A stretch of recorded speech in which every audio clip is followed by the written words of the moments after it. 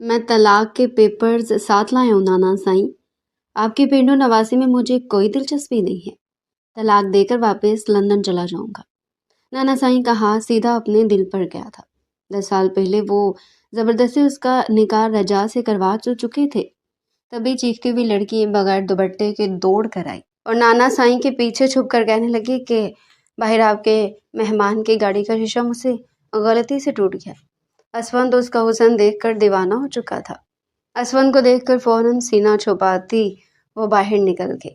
वो शौक सा कहने लगा, ये लड़की कौन थी नाना साईं? वो गुस्से से बोले कि यही तुम्हारी मनकुहा थी। असवंत तो बेचैन हो चुका था। रात होते ही सोई हुई रजा के बिस्तर में घुसा और उसकी रनाइयों को लबों से, मुझे तो लगा था शायद मैं तुमसे मिले बगैर इस दुनिया से चला जाऊंगा। मेरी बूढ़ी आंखें तुम्हें देखने को तरस जाएंगी। शुक्र है तुम्हें अपने नाना का ख्याल आ ही गया कि वो तुम्हारे मुंतजिर होंगे। आंखों में झिलमिलाते आंसू लिए नाना साईं ने उसे अपने सीने में भींच लिया था। कितनी ही देर उसे सीने से लगाए उसके कान के करीब वो ये सब कहते रहे, लेकिन असमन यार के चेहरे पर वही सर्द महरी थी। आंखों में सिवाय सख्ती के और कुछ भी नहीं था। इतने सालों बाद आज उसने इस गांव में कदम रखा था। जैसे ही नाना साईं से अलग हुए तो वो बामुश्किल मुस्कुरा कर उन्हें देखने लगा। फिर कहने लगा कि मैं ज़्यादा वक्त के लिए नहीं आया, बस एक अधूरा काम था जिसको मुकम्मल करना था। उसके बाद मैं फ़ौरन वापस शहर के लिए निकल जाऊंगा। नाना साईं उसे अपने सामने बिठाकर कहने लगे कि हाँ, मैं जानता हूँ कि तुम अपनी अमानत को यहाँ से लेने आए हो ना। पिछले 10 सालों से वो यहाँ पर बैठी तुम्हारी राह देख रही है। मुझे पूरा यकीन था कि तुम बहुत जल्द अपनी अमानत रजा शाह को यहाँ से लेने आओगे। रजा का नाम अपने सामने सुनकर असमन यार का हलक तक कड़वा हो चुका था। अगले लम्हे उसने अपने कोट की जेब से कुछ पेपर्स निकाल कर नाना साईं के सामने रखे थे। अपने बूढ़े कपकपाते हाथों से उन्होंने इन पेपर्स को खोलकर देखा। कहने लगे कि ये क्या है? असमन यार फौरन कहने लगा कि ये तलाक के कागजात हैं। मैं आपकी नवासी को तलाक देने आया हूँ। मुझे ज़बरदस्ती के इस रिश्ते में ज़रा भी दिलचस्पी नहीं है। इस वक्त मैं बच्चा था, ज़्यादा समझदार नहीं था, इसलिए आपकी बातों में आकर आपकी पागल सी पेंडू किस्म की नवासी को मैंने अपनी बीवी बनाने का सोच लिया। लेकिन आज मैं लंदन में मुकीम रह रहा हूँ, अपने पैरों पर खड़ा हूँ। बड़े बड़े बिजनेसमैन मेरे साथ हाथ मिलाने को तरस रहे हैं और मैं कैसे रिश्ते में कैसे बन सकता हूँ जो लड़की मुझे पसंद ही नहीं, ना ही मैं उसे अपने मुताबिक समझता हूँ। सो प्लीज़ मुझे आपसे किसी भी तरह की इमोशनल बातें या फिर ब्लैकमेलिंग नहीं सुननी। वो पुराना असफंद यार था या जो उसकी बातों में आ जाता था, लेकिन अब मैं आपकी किसी बात में नहीं आने वाला। ये तलाक के पेपर्स हैं, मैं चाहता हूँ कि आप अपनी नवासी को बुलाइएगा। मैं आपके और चंद गवाहान के सामने उसे तलाक दे दूँगा और फिर ये रिश्ता हमेशा हमेशा के लिए ख़त्म करके वापस लंदन चला जाऊँगा। नाना साईं जो इतने सालों से उसकी राह देख रहे थे, उन्हें 2 बार हार्ट अटैक आ चुका था और हर बार ही वो खुशकिस्मती से बच जाते थे।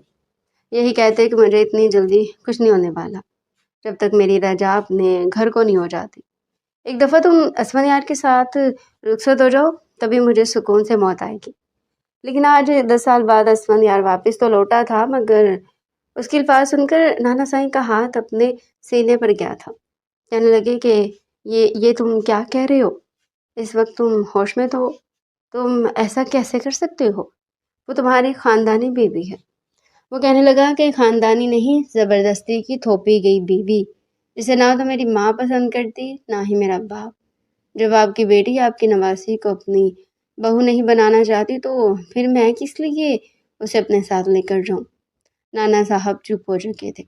उनकी आंखों में आंसू झिलमिलाने लगे। असमन यार भी उन्हें दिलो जान से अजीज था, लेकिन रजा जो यतीम बच्ची थी, पिछले कई सालों से उनके साथ रह रही थी। वह गहरी सांस खारिज करके कहने लगे कि ठीक है, हो सकता है यही बेहतर हो। इसी यतीम के सर पर पहले कम दुख थे जो अब वो ये दुख भी लेकर बैठ जाएगी। अभी वो ये बात कर ही रहे थे जब बाहर एकदम से कुछ कांच के टूटने की आवाज़ आई। बेसाख्ता असमन यार का ध्यान दरवाजे की तरफ गया। ये बहुत ऊंची कुछ टूटने की आवाज़ थी और फिर इसके साथ ही गली में मौजूद बच्चों का शोर भी बढ़ चुका था। फिर एकदम से खामोशी छा गई। اسفندیار کو کچھ غلط ہونے کا احساس ہوا۔ وہ بھی طلاق کے پیپر کھول کر نانا سائیں سے کہنے ہی والا تھا کہ آپ اس پر اپنی نواسی کے سائن کروا لیں کہ تبھی دھڑلے سے دروازہ کھلا اور ہامتی ہوئی ایک لڑکی اندر داخل ہوئی۔ نانا سائیں غضب ہو گیا۔ میں سچ کہہ رہی ہوں، میں نے جان بوجھ کر کچھ نہیں کیا۔ اس کا دوپٹہ تھا کمرے میں آتے ہی نوک سے اٹکنے کی وجہ سے نیچے گر چکا تھا۔ سرخ رنگ کا پیروں تک آتا فراک اس نے پہن رکھا تھا۔ لمبے گھنے بال جو اس نے جوڑے میں لپیٹ رکھے تھے، بھاگ کر آنے پر وہ ڈھیلا سا جوڑا کھل کر بالوں کو کمر تک پھیلا چکا تھا۔ اس کے بالوں کی خوشبو جیسی اسفندیار کی سانسوں سے ٹکرائی، وہ تو ایک پل کو سانس لینا بھی بھول چکا تھا۔ وہ لڑکی کسی طوفان کی طرح آئی تھی اور نانا سائیں کے پیچھے چھپ کر بیٹھ گئی۔ کہنے لگی، نانا سائیں، باہر گاڑی کھڑی تھی، شاید آپ کا کوئی مہمان تھا، میں تو بس باہر لگے آم کے پیڑ سے کچی کیریاں توڑنے کے لیے پتھر ماری تھی، لیکن مجھے کیا پتا تھا وہ پتھر آ کر اس کار کے شیشے پر لگے گا۔ سامنے کا سارا شیشہ کرچی کرچی ہو گیا۔ مجھے بہت ڈر لگ رہا ہے، وہ مجھے مارے گا تو نہیں نا؟ وہ گہری گہری سانس لے کر ہانپ رہی تھی۔ بڑی بڑی سرمئی آنکھیں جن میں اس نے کاجل لگا رکھا تھا، گول مٹول سا دودھ جیسا سفید چہرہ، اور ایسے میں جو فراک پہن رکھا تھا اس کا گلا جو ذرا ڈیپ لگ رہا تھا، پھر اس کی بھری بھری دھڑکنیں۔ وہ جیسے ہی سانس لے رہی تھی اس کے نشیب و فراز میں ایک الگ ہی قسم کا ارتعاش پیدا ہو رہا تھا۔ یہ منظر دیکھ کر اسفندیار اپنی پلکیں جھپکنا تک بھول چکا تھا، مگر جیسے اس لڑکی نے اپنے نانا سائیں کی دائیں جانب دیکھا اور ایک خوبصورت وجیح شخص کو بیٹھے دیکھا تو اگلے پل اٹھ کر کھڑی ہو چکی تھی۔ اپنے دونوں ہاتھ اپنے سینے پر رکھ کر گھبراتے ہوئے فوراً کمرے سے باہر بھاگی تھی۔ کہنے لگی، سوری نانا جان، مجھے نہیں پتا تھا کہ آپ یہاں پر اپنے مہمان کے ساتھ بیٹھے ہوئے ہیں۔ نانا سائیں گہری سانس خارج کر کے رہ گئے تھے۔ کہنے لگے کہ فکر مت کرو، ہمارا مہمان تمہیں کچھ نہیں کہہ رہا، میں اس کے شیشے کی قیمت ادا کر دوں گا۔ اسفندیار تو ابھی تک اس لڑکی کے سحر میں ہی گرفتار تھا جو کسی آندھی طوفان کی طرح اس کے سامنے آئی تھی۔ بار بار اس کا معصوم چہرہ، حسین بال اس کی نظروں سے ہٹ ہی نہیں رہا تھا۔ اس کے جاتے ہی وہ فوراً ہوش کی دنیا میں واپس لوٹا۔ کمرے میں ابھی بھی اس کے بالوں کی مہک پھیلی ہوئی تھی۔ وہ نانا سائیں کی طرف دیکھ کر کہنے لگا کہ نانا صاحب، یہ لڑکی کون تھی؟ اس کے منہ سے یہ الفاظ سن کر نانا سائیں کو حیرت ہوئی تھی۔ اپنے ماتھے پر بل بھی ڈالے تھے۔ کہنے لگی کہ یہی منقوہ تھی تمہاری، رجا، وہی یتیم جس کے سر پر اب طلاق یافتہ کا دبا بھی لگ جائے گا، وہ بھی اتنی کم عمری میں۔ بولی بھالی سی میری بچی جس نے آج تک کسی کا کچھ بھی نہیں بگاڑا، لیکن قسمت نے اس کے ساتھ کبھی کچھ اچھا ہونے ہی نہیں دیا۔ پتہ نہیں میرے بعد کیا بنے گا اس کا، قسمت اس کو کن ہاتھوں میں رول کے رکھ دے گی۔ نانا سائیں کی آنکھوں میں آنسو آ چکے تھے۔ وہ اپنی انگلیوں کے پوروں سے اپنی آنکھوں کو صاف کرنے لگی، جبکہ اسفندیار کو اپنے فیصلے پر شدید پچھتاوا ہونے لگا تھا کہ وہ کیسے بغیر دیکھے رجا کو طلاق دینے کا سوچ چکا تھا۔ گہری سانس خارج کر کے وہ خاموش ہو گیا۔ آج سے 10 سال پہلے اسفندیار کی عمر 18 سال تھی اور رجا کی عمر صرف 13 سال۔ اس کی پیدائش کے وقت اسے جنم دیتے ہوئے رجا کی ماں پہلے انتقال کر چکی تھی۔ رجا کے باپ نے اسے 13 سال تک بالکل اپنے جگر کا ٹکڑا سمجھ کر پالا، لیکن پھر دھیرے دھیرے ان کی طبیعت گرنے لگی۔ یہ تشخیص ہوئی کہ رجا کے والد کو بلڈ کینسر ہو چکا ہے، وہ بھی آخری سٹیج پر۔ اپنی زندگی میں انہوں نے رجا کی ذمہ داری نانا سائیں کو سونپ دی تھی کہ آپ میری بیٹی کا دھیان رکھیے گا، میں نہیں چاہتا کہ میری بیٹی مجھے پل پل مرتا دیکھے۔ نانا سائیں کے پاس رجا کے آتے ٹھیک ایک ہفتے بعد رجا کے والد کی وفات ہو چکی تھی۔ ماں باپ کا سایہ تو سر سے کب کا چھن چکا تھا۔ نانا سائیں کا کوئی بیٹا نہیں تھا، بس 2 بیٹیاں ہی تھیں۔ ایک بیٹی اور داماد تو ویسی سے جہاں فانی سے کوچ کر گئے تھے۔ اب بڑی بیٹی فرخندہ بچی تھی جو کہ اسفندیار کی ماں تھی۔ شروع سے انہیں اپنی چھوٹی بہن سے کوئی خاص لگاؤ نہیں تھا، نہ ہی وہ رجا کو کوئی خاص محبت دیتی تھی۔ نانا سائیں سے فوراً کہنے لگی کہ اب اپنی زندگی میں ہی آپ میرے نام اپنی ساری جائیداد کر دیں، کیونکہ اب آپ کا وارث آپ کا نواسہ اسفندیار ہی تو ہے۔ لیکن نانا سائیں نے فوراً اسے ٹوک دیا تھا۔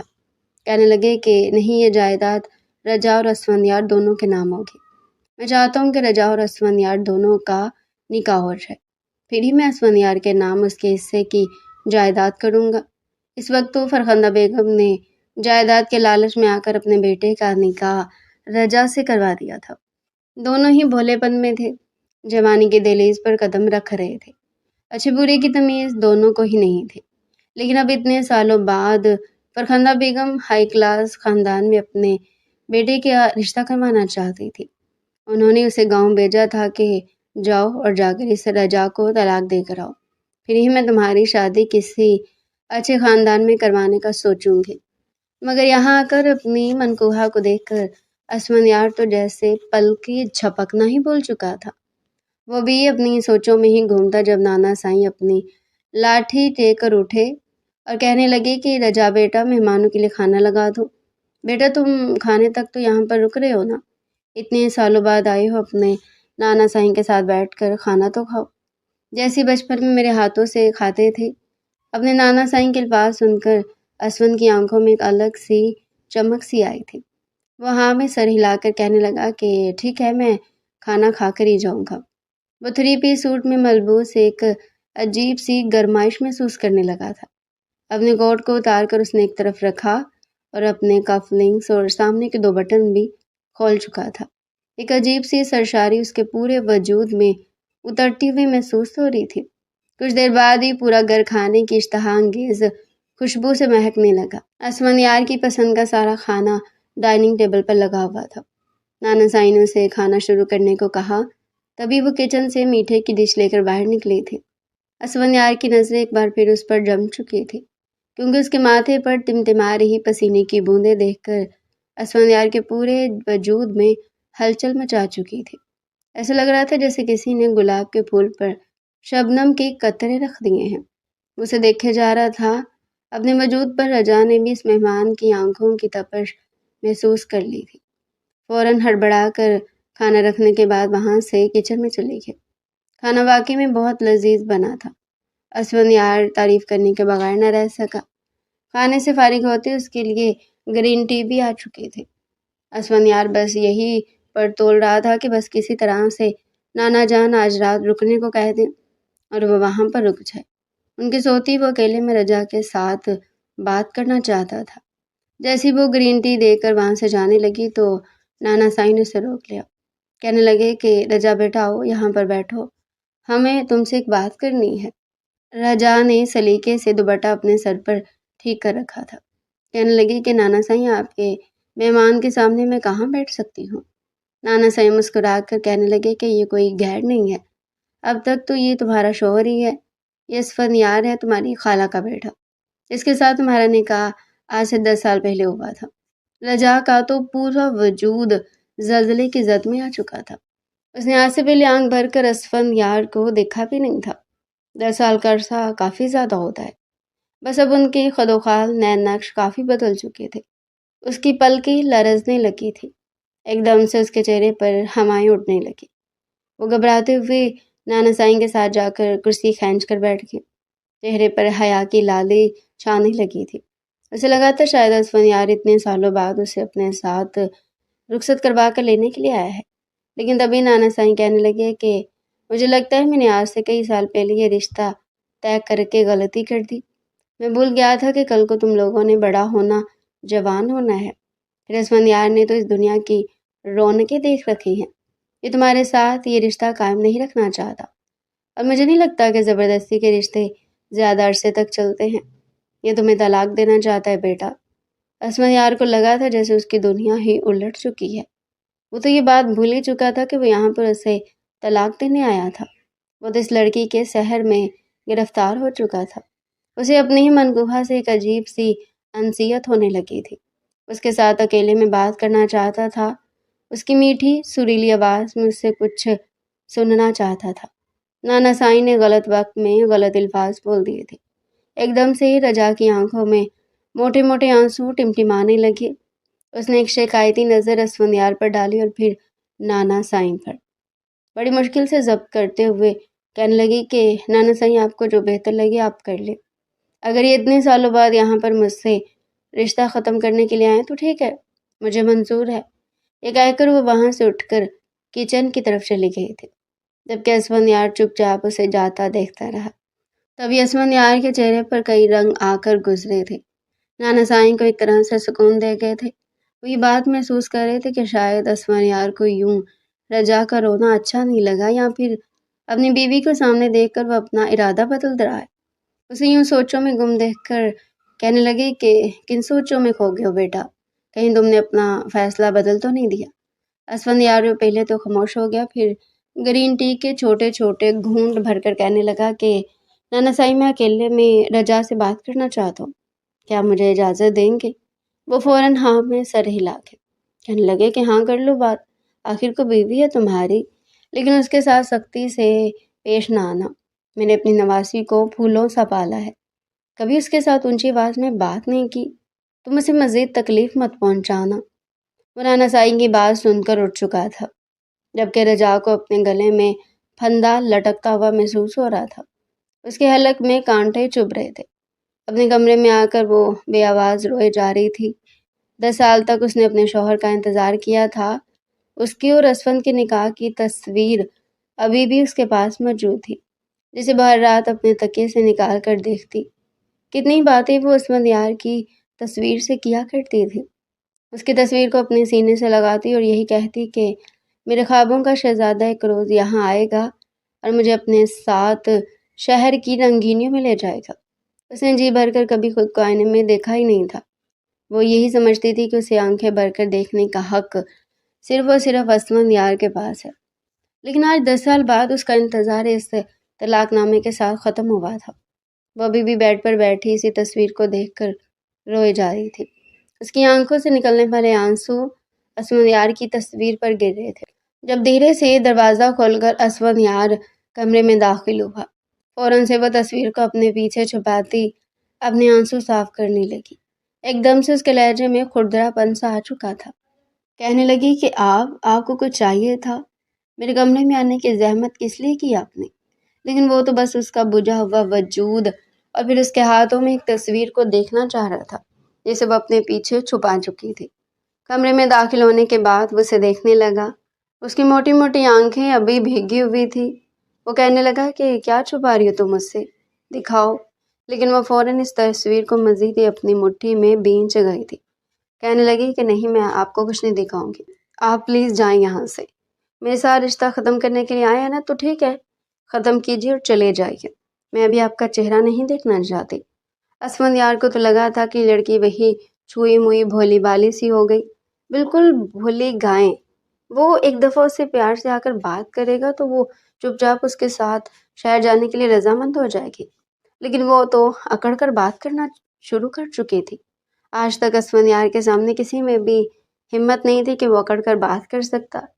वो आगे बढ़ा और कहने लगा कि मैं तुम्हें आखिरी बार कह रहा हूँ, मुझे वो तस्वीर दिखाओ जो तुमने अपने पीछे छुपा रखी है। वो फौरन नफ़ी में सर हिलाकर कहने लगी कि मैं आपको नहीं दिखाऊंगी, आप मेरे साथ किसी भी तरह की कोई ज़बरदस्ती नहीं कर सकते। वो फौरन कहने लगा कि मैं कर सकता हूँ, पूरे हक के साथ कर सकता हूँ, क्योंकि अभी तक मेरा रिश्ता तुम्हारे साथ ख़त्म नहीं हुआ, शौहर हूँ मैं तुम्हारा। ये कहकर उसने पहली बार अपना हाथ आगे बढ़ाकर रजा को बाजू से पकड़ा था। रजा के तो पूरे वजूद में करंट की लहर दौड़ चुकी थी। उसके बाजू को अपने सामने लेकर आया। तस्वीर उसके हाथ से छूट कर नीचे गिर चुकी थी।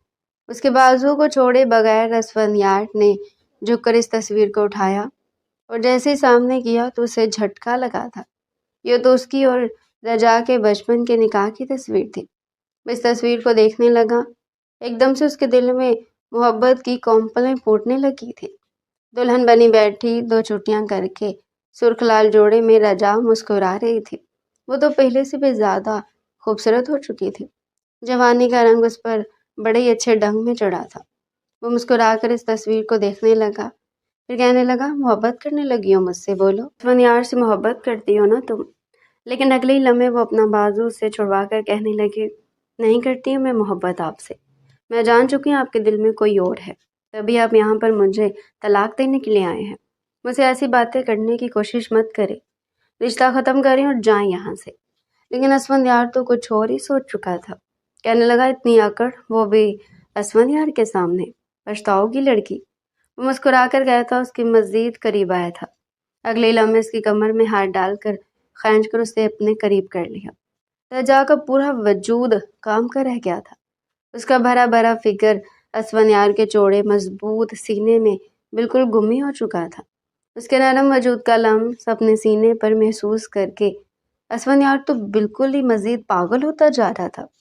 مزید اسے خود میں بینچ کر کہنے لگا، میں یہاں پر تمہیں اپنے ساتھ لے کر جانے کے لیے آیا ہوں۔ اپنا فیصلہ بدل چکا ہوں۔ میں غلط تھا، تم میرے ساتھ میرے گھر چلو گی، وہ بھی رخصت ہو کر، تمام ریت رواج کے ساتھ۔ وہ ایک ایک لفظ چبا کر بولا تھا، جبکہ آنکھیں پھاڑے رجا اس کا چہرہ دیکھتی رہ گئی تھی۔ اس کی گرفت میں کسمساتی خود کو اس سے چھڑوانے لگی، کہنے لگی کہ میں ہرگز آپ کے ساتھ رخصت نہیں ہوں گی، سمجھے آپ؟ میں آپ جیسے مرد پر بھروسہ کر ہی نہیں سکتی۔ آپ کی محبت کی پٹی میری آنکھوں سے ہٹ چکی ہے۔ مجھے ایسا لگ رہا تھا کہ جس طرح میں خود کو پاک دامن صرف اور صرف آپ کے لیے چھپا کر رکھی ہوئی ہوں، آپ بھی وہاں شہر میں اور لندن میں رہ کر ایسے رہ رہے ہوں گے، لیکن آپ تو مرد ہیں۔ آپ کو تو یہ بھی بھول چکا تھا کہ آپ کا نکاح کسی سے ہو چکا ہے۔ پتہ نہیں آپ وہاں پہ کتنی لڑکیوں کے ساتھ کیا کچھ کر چکے ہوں گے، اور ابھی بھی یقین ہے کسی لڑکی کی خاطر مجھے طلاق دینے کے لیے آئے ہوں گے۔ یہ بھول ہے آپ کی کہ میں آپ کے ساتھ رخصتی کروں گی۔ آپ جیسے لڑکوں کو اچھے سے جانتی ہوں۔ میرا حسن دیکھ کر، میرا فگر دیکھ کر آپ کی نیت خراب ہو چکی ہے، تبھی اب آپ مجھے اپنے ساتھ لے کر جانا چاہتے ہیں، مجھے چند روز اپنے ساتھ رکھیں گے، لیکن جیسے ہی آپ کو کوئی اور نظر آئی تو کسی فالتو پڑے سامان کی طرح مجھے ایک طرف پھینک دیں گے اور پھر کسی اور کے ساتھ شادی کر کے اسے گھر میں لے آئیں گے۔ وہ ایک ہی سانس میں پٹر پٹر کرتی بولے چلے جا رہی تھی، اور اسفندیار اس کے انابی لبوں کو یوں بولتا دیکھ کر بے خود سا ہو چکا تھا۔ اگلے لمحے اسے گردن سے جکڑ کر اپنے قریب کرنے لگا اور پھر اس کے لبوں کو اپنی دسترس میں لے چکا تھا۔ رجا اس حملے کے لیے بالکل بھی تیار نہیں تھی۔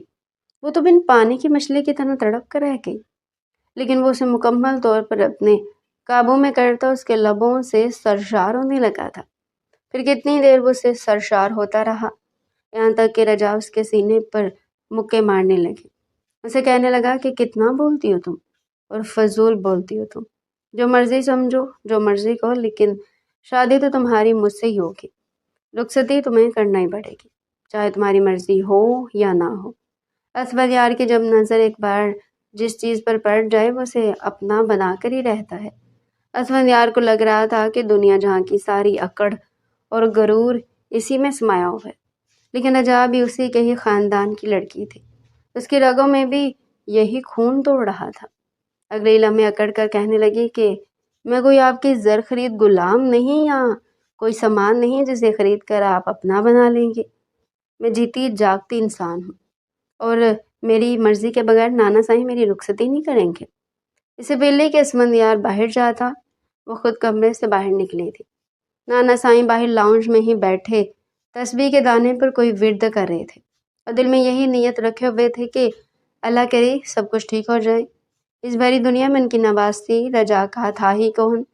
اگر اسفندیار اسے سچ میں طلاق دے دیتا تو کیا ہوتا؟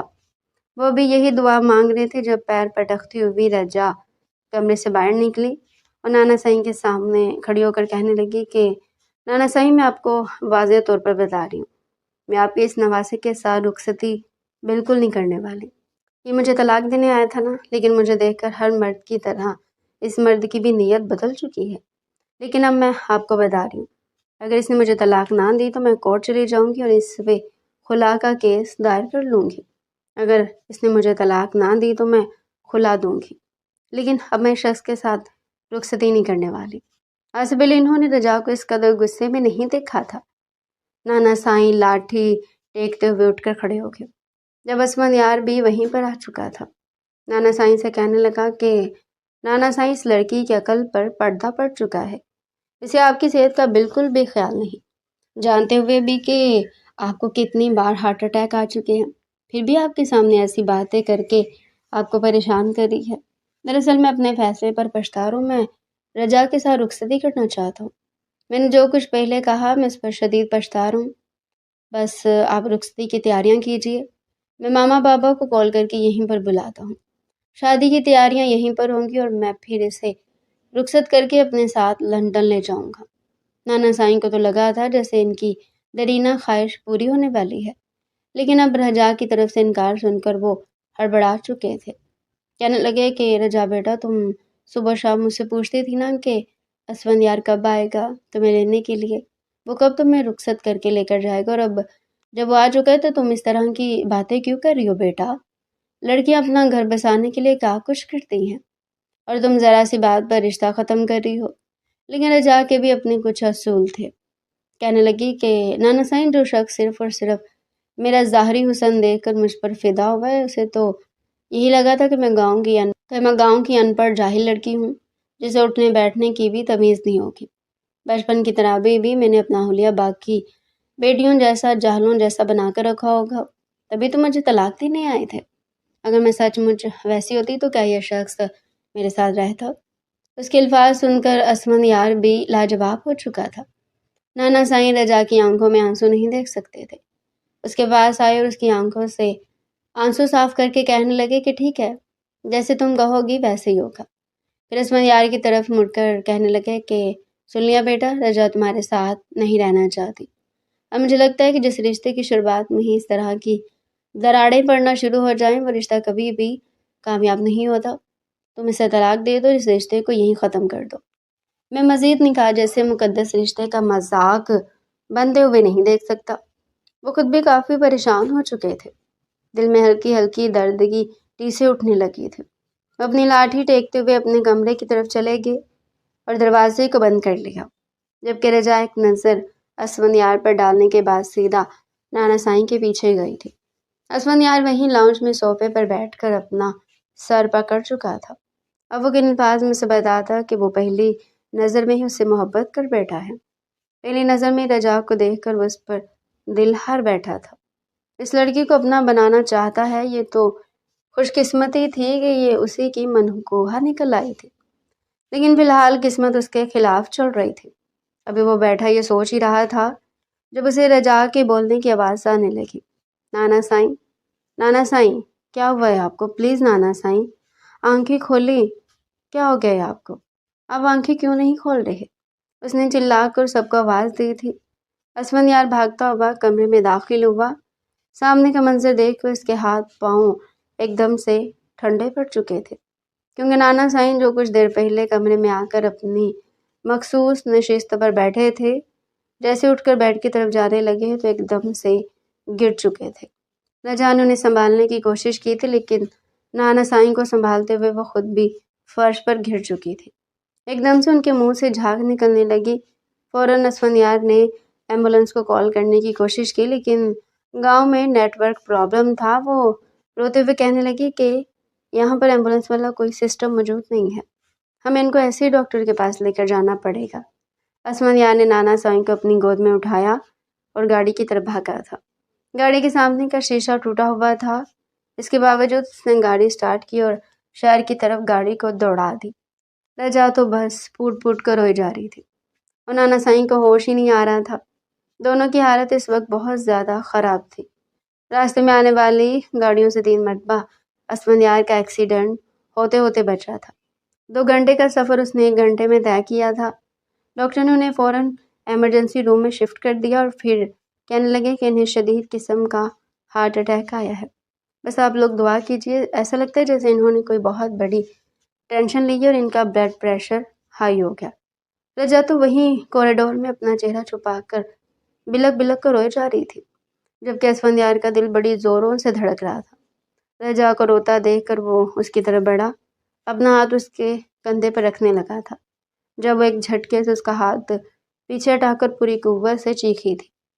کوریڈور میں جتنے بھی مریضوں کے ساتھ آئے لوگ تھے وہ مڑ مڑ کر اسے دیکھنے لگے۔ وہ چلا کر اٹھ کر کھڑی ہوئی اور اسفندیار کو کالر سے پکڑ لیا تھا۔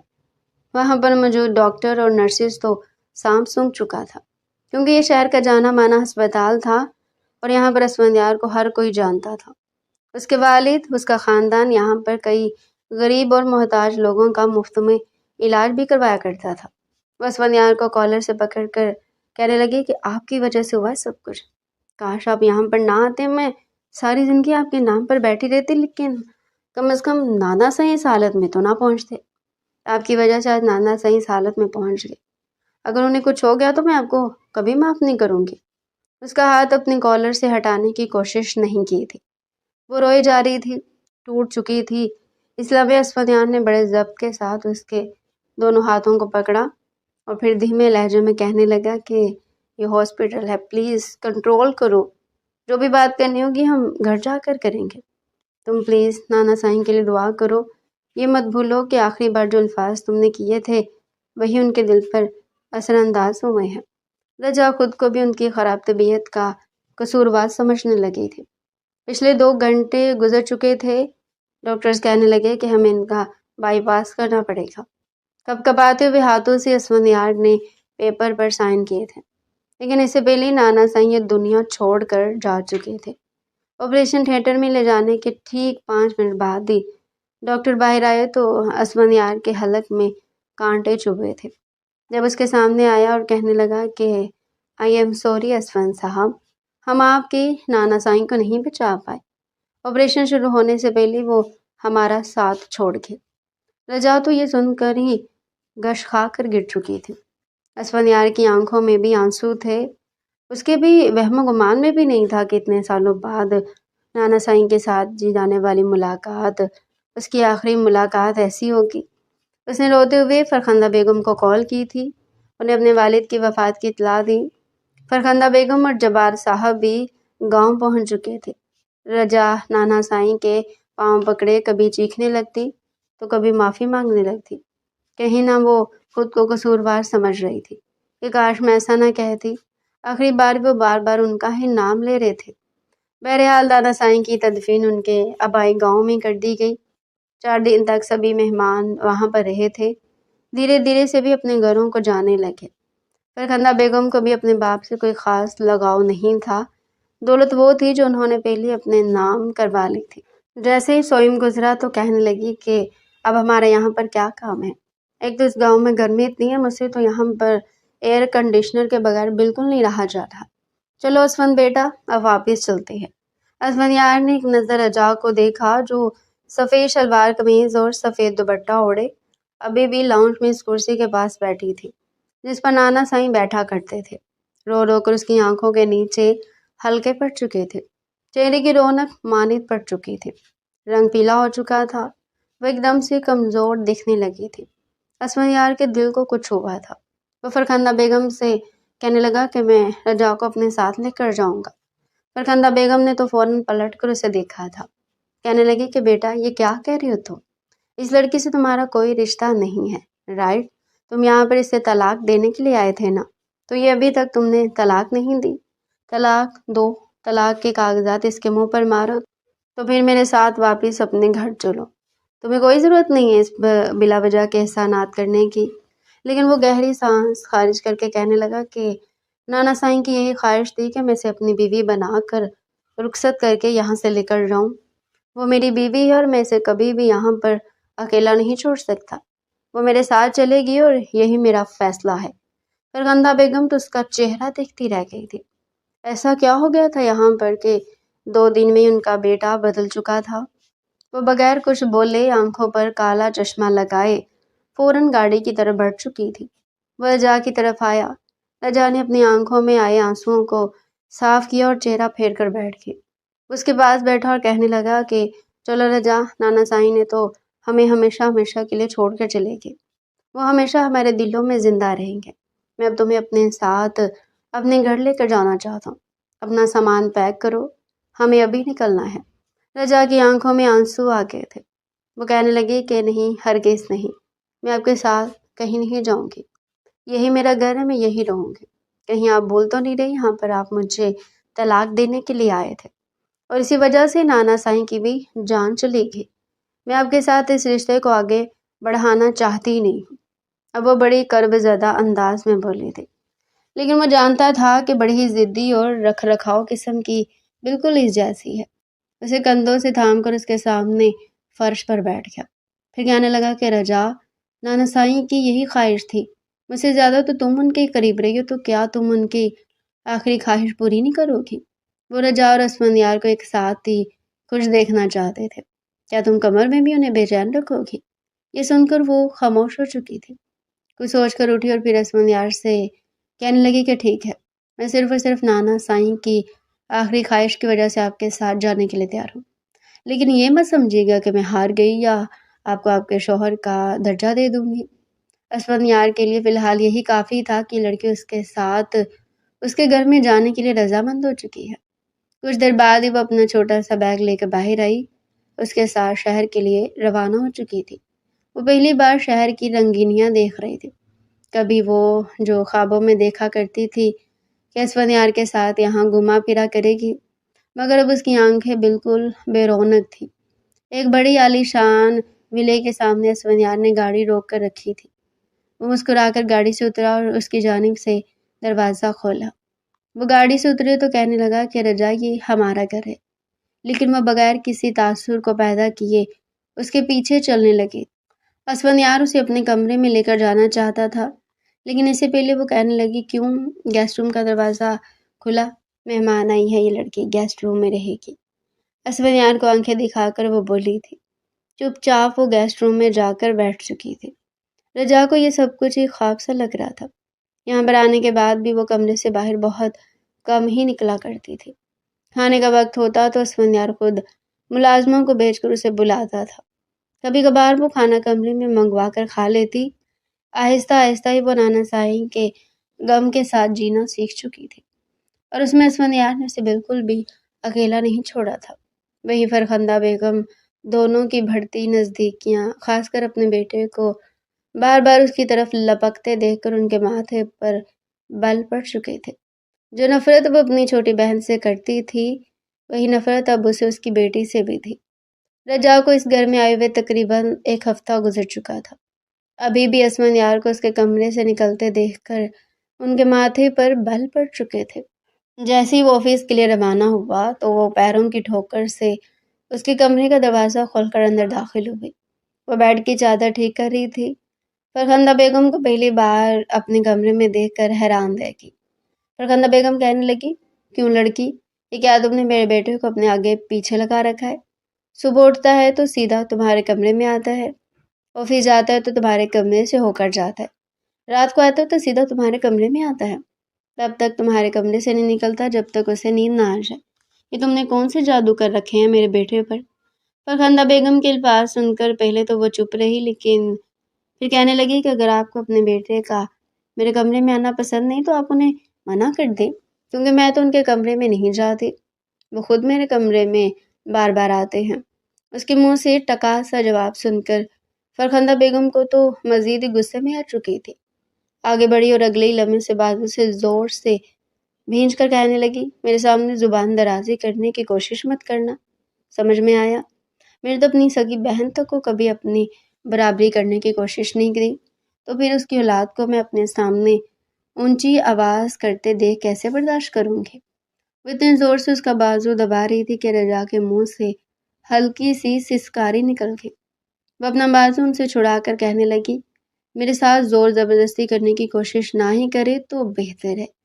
اس گھر میں آپ کے بیٹے کی وجہ سے آئی ہوں، وہ زبردستی مجھے یہاں پر لے کر آئے ہیں۔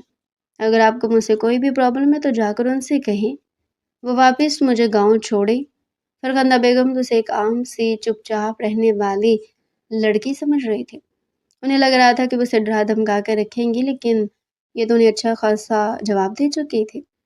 فوراً پاؤں پٹکتی کمرے سے باہر نکل گئی اور پھر کہنے لگی کہ آؤ، آج ملازمہ چھٹی پر ہے، برتن دھو لو، پھر میرے کمرے کی صاف صفائی بھی کرنی ہے۔ یہاں پر رہ کر اب روز کی مفت کی روٹیاں میں تمہیں توڑنے نہیں دوں گی۔ ان کی یہ بات سن کر وہ ایک گہری سانس خارج کر کے باہر نکلی اور خود کو کاموں میں مگن کر لیا۔ برتن دھونے کے بعد اس نے جھاڑو لگایا تھا، لیکن جب وہ لاؤنج کی صفائی کرنے لگی تو جان بوجھ کر چائے پیتے ہوئے فرخندہ بیگم نے کپ زمین پر توڑ دیا تھا۔ فرخندہ بیگم نے یہ سب کچھ جان کر کیا تھا۔ رجا جانتی تھی، لیکن پھر بھی اس نے چائے کو صاف کیا۔ کانچ کے کپ کے ٹکڑے اس نے اٹھا کر ڈسٹ بن میں پھینکے، لیکن وہ فوراً سے کہنے لگی کہ جاؤ، میرے لیے دوسری چائے بنا کر لاؤ، چینی زیادہ مت کرنا۔ ان کے لیے چائے بنا کر جیسے ہی لائی تو جان بوجھ کر اپنا پاؤں اس کے راستے میں اٹکا دیا۔ چاہتی تو یہی تھی کہ گرم گرم چائے نیچے گرے، ایک بار پھر فرش گندا ہو جائے، لیکن جس طرح رجا کو ٹھوکر لگی تھی، گرم گرم چائے الٹا فرخندہ بیگم کے خود کے ہی اوپر گر چکی تھی۔ درد اور جلن سے وہ بلبلا اٹھے تھے۔ اگلی لمحے سناٹے دار تھپڑ رجا کے منہ پر مارنے لگی تھی۔ جب اسفندیار وہاں پر آ چکا تھا، فوراً اپنی ماں کا ہاتھ پکڑ لیا۔ اپنے بیٹے کو یوں مداخلت کرتے دیکھ کر وہ دنگ رہ چکی تھی۔ کہنے لگی کہ اسفندیار، چھوڑو میرا ہاتھ، تم نہیں جانتے اس نے مجھے جلانے کی کوشش کی ہے۔ گرم گرم چائے اس مہارانی نے میرے اوپر گرانے کی کوشش کی ہے۔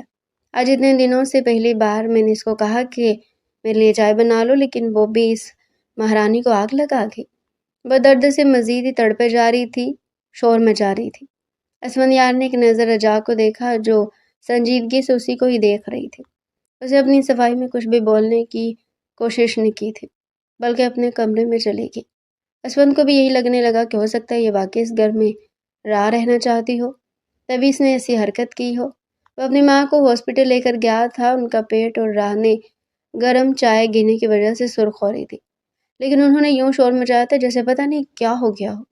گھر آ کر وہ اسفند کے کان بھرنے لگی کہ کس لڑکی کو یہاں سے لائے ہو، وہیں پھینکو، طلاق دو اسے، میں تمہاری شادی کسی اچھی لڑکی سے کرواؤں گی۔ اپنی ماں کو سلانے کے بعد وہ سیدھا رجا کے کمرے میں آیا تھا، جو سر سے لے کر پاؤں تو کمبل اوڑھے لیٹی ہوئی تھی۔ کہنے لگا کہ رجا، جانتا ہوں جاگ رہی ہو، کمبل ہٹاؤ اور میری بات سنو، میں تم سے بات کرنے آیا ہوں۔ لیکن پھر بھی کمبل میں کوئی ہلچل نہ ہوئی تھی۔ وہ آگے بڑھا اور ایک جھٹکے سے اس نے کمبل کو ہٹایا تھا۔ رجا جو اس وقت نائٹ سوٹ میں ملبوس تھی، جو اسی نے اسے لا کر دیا تھا، نائٹ سوٹ کا ڈیپ گلا جس نے اس کے ہوش و باحسن کچھ زیادہ ہی اچھا لگ رہا تھا، دیکھ کر اسفندیار کے دل کو کچھ ہونے لگا تھا۔ وہ جوان جہان تھا، اپنے آپ کو قابو میں رکھے ہوئے تھا۔ اس نے تو لندن میں بھی 6 سال گزارے تھے، لیکن اس کے باوجود کسی بھی لڑکی کو اپنی گرل فرینڈ بنایا نہیں تھا۔ وہ تو کسی سے ہاتھ تک نہیں ملاتا تھا، پھر اپنی اتنی حسین بیوی سے بھلا وہ کب تک دور رہتا۔ ابھی بھی رجا سونے کا ناٹک ہی کر رہی تھی جب اس نے اسے اپنے باہوں میں بھر لیا اور پھر کسی چھوٹے بچے کی طرح اسے اٹھا کر اپنی گود میں بٹھا چکا تھا۔ رجا نے جب اپنے وجود کے ساتھ لگتا ہوا اس کا وجود محسوس کیا تو وہ سٹ پٹائی، فوراً اس کی گرفت میں مچلنے لگی، کہنے لگی کہ چھوڑے مجھے، یہ کیا بدتمیزی کر رہے ہیں آپ۔ لیکن وہ اسے مکمل طور پر اپنے حصار میں لیتا اس کا چہرہ اپنے چہرے کے قریب کر چکا تھا۔ اس کی گرفت سے نکل نہ سکی، اس لیے اپنی ایک ٹانگ اس کی دونوں ٹانگوں پر رکھے کہنے لگا کہ ہاں بتاؤ، تم نے جان بوجھ کر ماما پر چائے گرائی یا پھر سب کچھ غلطی سے ہوا؟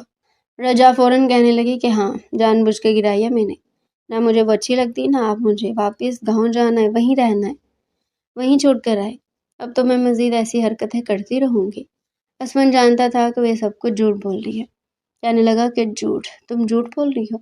مجھے پتا رجا، تم یہ کبھی نہیں کر سکتی، نانا سائی نے تمہاری تربیت ایسی کی ہی نہیں ہے۔ رجا خاموش ہو چکی تھی، اس کی گرفت میں سے نکلتا اس کے لیے اتنا آسان نہیں تھا۔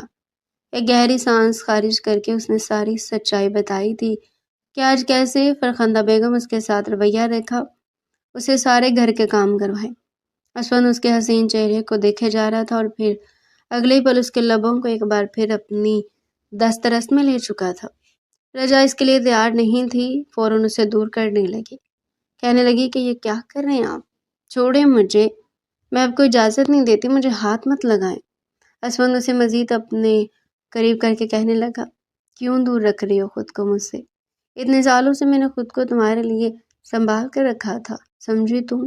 میرا شروع سے یہی خیال تھا کہ میری ایک عدد بیوی موجود ہے، اسی میں اپنی شادی کو آگے بڑھاؤں گا، رومانس کروں گا، رات کو ایک پل بھی اسے چین سے سونے نہیں دوں گا۔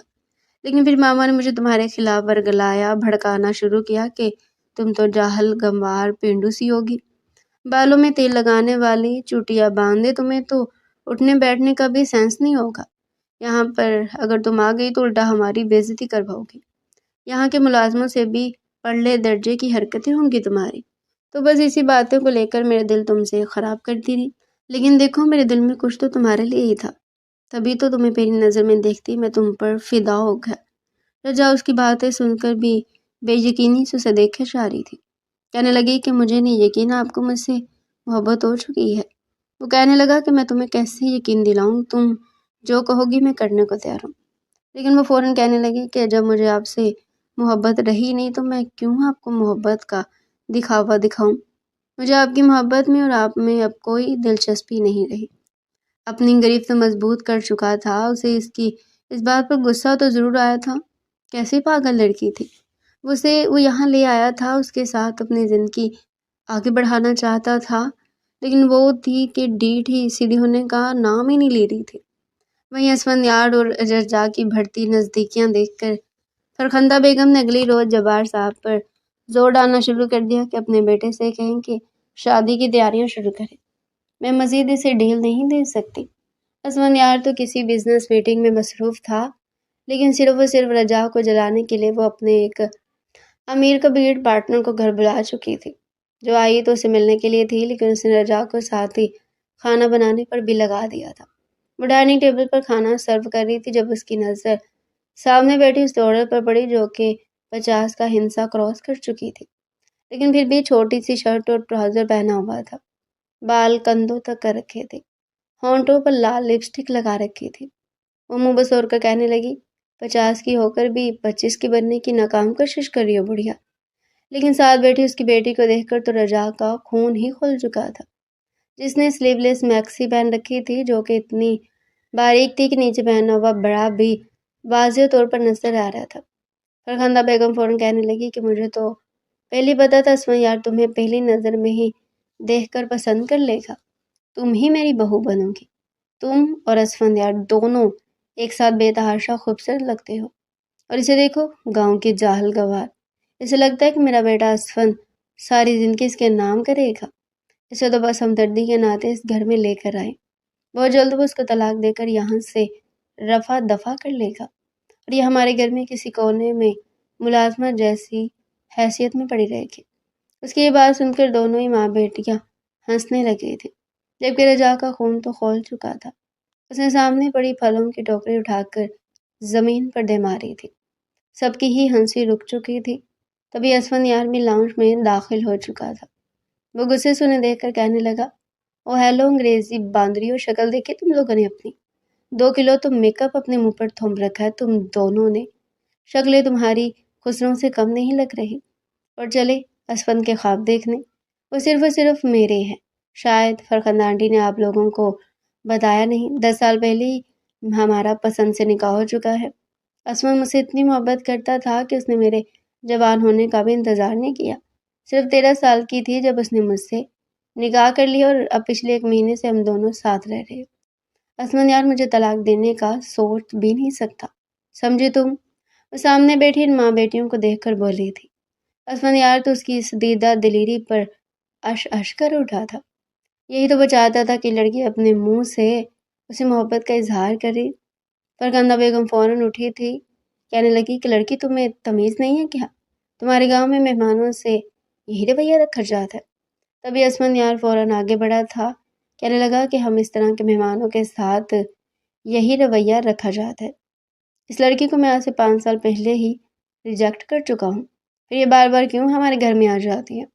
میں صاف منع کر چکا ہوں کہ مجھے کسی سے کوئی شادی نہیں کرنی، میری بیوی میری جان اسفندیار ہے اور ہمیشہ یہی رہے گی۔ اسے اپنا ہاتھ رجا کے کندھے پر رکھ دیا تھا، دونوں ماں بیٹیاں تو برا سا منہ بناتی وہاں سے جا چکی تھی۔ فرخندہ بیگم تو آپے سے ہی باہر آ گئی تھی کہ اس لڑکی نے میرے مہمانوں کی بے عزتی کی ہے اور تم اس کا ساتھ دے رہے ہو، میں اسے دھکے مار کے اس گھر سے نکال دوں گی۔ رجا بھی فوراً اپنے پیر پر ٹختی، کہنے لگی کہ مجھے بھی آپ جیسی عورت کے ساتھ نہیں رہنا، میں نے تو سن رکھا تھا کہ خالہ ماں جیسی ہوتی ہے، خالہ اور ماں میں کوئی فرق نہیں ہوتا، لیکن آپ کو دیکھ کر اندازہ ہو رہا ہے کہ کچھ خالائیں ڈائن بھی ہوتی ہیں، بالکل آپ جیسی۔ وہ فوراً اپنے کمرے کی طرف گئی تھی، اپنا سامان پیک کیا تھا، کہنے لگی کہ میں واپس گاؤں جا رہی ہوں، مجھے اس گھر میں رہنا ہی نہیں ہے، لیکن اسفند اس کا ہاتھ پکڑ چکا تھا، کہنے لگا کہ تم یہاں سے کہیں نہیں جاؤ گی، تم مجھ سے محبت کرتی ہو نا، یہ تمہارا گھر ہے، ماما آہستہ آہستہ تمہیں قبول کر لیں گے۔ لیکن وہ اپنا ہاتھ چھڑا کر کہنے لگی کہ میں آپ سے محبت کرتی تھی، تبھی 10 سال تک آپ کا انتظار کیا اور آپ کے کہنے پر یہاں بھی چلی گئی، لیکن اب اگر آپ کو سچ مجھ سے محبت ہے تو اپنی محبت کا ثبوت دیں مجھے۔ اسفند کہنے لگا کہ میں ہر ثبوت دینے کو تیار ہوں، بتاؤ، حکم کرو۔ وہ کہنے لگی کہ تو ٹھیک ہے، آپ کو میرے ساتھ گاؤں میں رہنا پڑے گا، اپنے ماں باپ سے دور۔ بتائیے، لندن میں پلا بڑا یہ لڑکا کیا میرے ساتھ گاؤں کے سادہ سے ماحول میں رہ پائے گا؟ اسفند یار فوراً مان چکا تھا۔ کہنے لگا کہ ٹھیک ہے، اگر ایسے ہی مجھے اپنی محبت ثابت کرنے کا موقع ملے گا تو میں ثابت کروں گا، لیکن اپنا حق بھی پورا وصول کروں گا۔ مزید میں تمہیں کوئی بہانہ نہیں دوں گا۔ وہ اپنی نظریں چرا چکی تھی۔ فرخندہ بیگم چیختی چنگارتی رہے گی، لیکن وہ صاف الفاظ میں کہہ چکا تھا کہ میں اب تبھی واپس لوٹوں گا جب آپ اپنی بھانجی کو اور میری بیوی کو اپنی بہو کے روپ میں قبول کر لیں گے۔ اسے لے کر گاؤں آ چکی تھی، اپنے نانا سائیں کی حویلی میں۔ جب سے اس گھر میں گئی تھی سوائے پریشر کے اسے کچھ بھی نہیں ملا تھا۔ یہاں پر آنے کے بعد اسے ایک عجیب سا سکون محسوس ہوا تھا، جبکہ اسے خوش دیکھ کر اسفند بھی خوش تھا۔ رات کا کھانا اس نے اپنے اور اسفند کے لیے تیار کیا تھا۔ رات کو جب وہ سونے لگی تو وہ بھی اس کے کمرے میں ہی بیڈ پر آ کر لیٹ چکا تھا۔ وہ کہنے لگی کہ یہاں پر کیا کر رہے ہیں آپ؟ جائیں جا کر دوسرے کمرے میں سوئیں۔ مگر وہ کہنے لگا کہ کیوں؟ تمہیں کیا لگتا ہے میں ساری باتیں تمہاری مانوں گا؟ تمہارے کہنے پر اب اپنی جاب، اپنا بزنس، میٹنگ سب کچھ چھوڑ کر یہاں گاؤں چلا اور تمہیں لگتا ہے کہ اب میں سوؤں گا بھی الگ کمرے میں؟ ہرگز نہیں، تم بھی یہی سوؤں گی اور میں بھی، اور اچھی بیویوں کی طرح مجھے وہ سب بھی دو گی جو مجھے بہت پہلے تم سے لے لینا چاہیے تھا۔ رجا تو ایک بار پھر اس کے سامنے اکڑی تھی، لیکن وہ اسے باہوں میں بھر کر بیڈ پر گرا گیا تھا۔ کہنے لگا کہ نہیں، میں مانتا ہوں میں نے غلطی کی، لیکن اب مجھے معاف تو کر دو۔ دیکھو میں نے تمہیں نہیں چھوڑا، تمہارے ہر بار انکار کے باوجود میں نے تمہارا ہر حکم سر آنکھوں پر رکھا۔ اب میری غلطی اتنی بڑی بھی نہیں کہ تم مجھے یوں دور رکھتی پھرو۔ رجا کو بھی شاید اس پر رحم آ ہی چکا تھا، وہ بھی تو اس سے محبت کرتی تھی۔ بس جس طرح اکڑ اور ضد اسفند یار نے اسے دکھائی تھی، وہ بھی بدلے میں اسے وہی دکھا رہی تھی۔ وہ گہری سانس خارج کر کے رہ گیا۔ اسے اپنے لب اسفند یار کے ماتھے پر رکھے تھے، گویا وہ اسے اپنی محبت کا اقرار کر چکی ہو۔ اسفند پھر سے اسے باہوں میں بڑھ چکا تھا، اجازت طلب نگاہوں سے اسے دیکھ کر کہنے لگا کہ اب تو اپنا یہ حسین سا سراپا مجھے سونپ دو، مزید کتنا تڑپاؤ گی؟ وہ مسکراتے ہوئے فوراً اسے اپنے سینے میں بھینچ کر ایک پل سرشار سا ہو چکا تھا، دھیرے دھیرے اسے ہر پردے سے آزاد کرتا۔ جب اس نے آخری پردہ بھی اس کے بھرے بھرے وجود سے الگ کیا تو اسفند یار بالکل پاگل سا ہو چکا تھا، فوراً اس کے نازک وجود پر جھک چکا اور اپنے لبوں سے اس پر شدت لٹانے لگا۔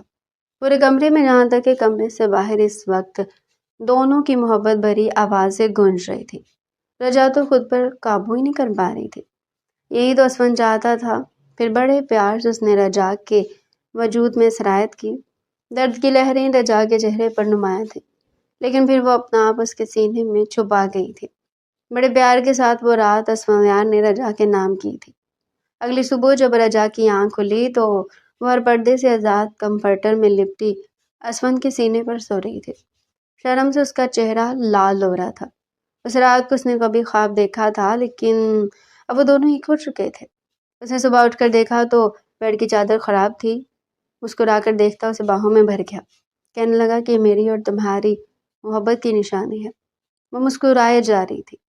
یہاں پر وہ جتنے دن بھی رہے تھے، اسے اپنی محبت سے ہمکنار کروا دیا تھا۔ اس کے لیے مسلسل اپنے بزنس کا نقصان کیا جا رہا تھا۔ یہ بات رجا کو بھی پسند نہیں آئی تھی۔ 10 دن گاؤں میں رہنے کے بعد اس نے گاؤں کو خیر بات کہہ دیا تھا۔ جانے سے پہلے دونوں نانا سائیں کی قبر پر آئے تھے۔ دونوں کی آنکھوں میں آنسو تھے۔ کاش وہ آج زندہ ہوتے۔ ان کی قبر کی مٹی کو ہاتھوں میں لے کر بولی تھی، اور پھر ساتھ 2 آنسو ان کی قبر پر گراتی۔ فاتحہ خوانی کرنے کے بعد وہ گاڑیوں میں بیٹھ چکی تھی۔ گاڑی شہر کی طرف رواں دوا تھی اور وہ اسفند یار کے کندھے پر سر رکھے آنے والے حسین لمحات کا سوچ کر پرسکون تھی۔ پھر اگلی لمحے کہنے لگی کہ آپ کی ماں ایک بار پھر مجھ سے باتیں سنائیں گی، غصہ کریں گی، لیکن اسفند یار اس کے سر پر بوسہ دے کر کہنے لگا، ڈونٹ وری، میں تمہارے ساتھ وعدہ کرتا ہوں وہ تمہیں کچھ نہیں کہیں گی۔ اتنا تو وہ بھی جانتی تھی کہ اسفند اس کے ساتھ کبھی کچھ بھی غلط ہونے نہیں دے سکتا تھا۔ نانا سائی نے اس کے لیے بالکل صحیح انتخاب کیا تھا۔ وہ اس کے کندھے پر کس کرتی سامنے کا منظر دیکھنے لگی۔